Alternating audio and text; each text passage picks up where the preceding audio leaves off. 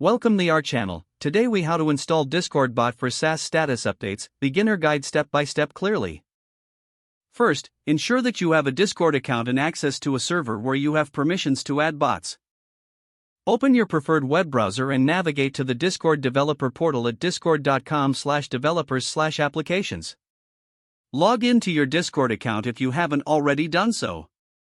Click on the New Application button to create a new application. Enter a name for your bot, which can be related to your SaaS status updates.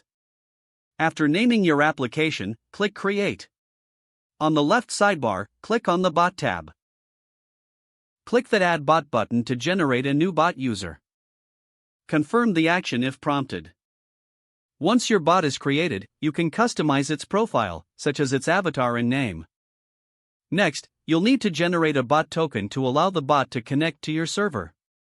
Click the Copy button next to the token field to save the token for later use.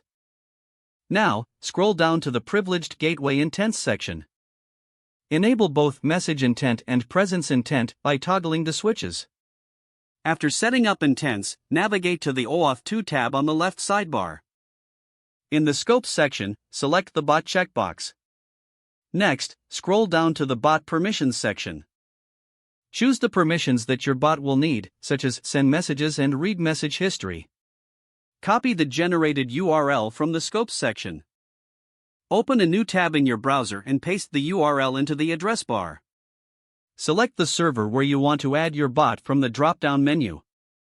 Click Authorize to grant the necessary permissions to your bot. Now, you need to set up a coding environment for the bot. Choose a programming language, such as JavaScript or Python, to write your bot's code.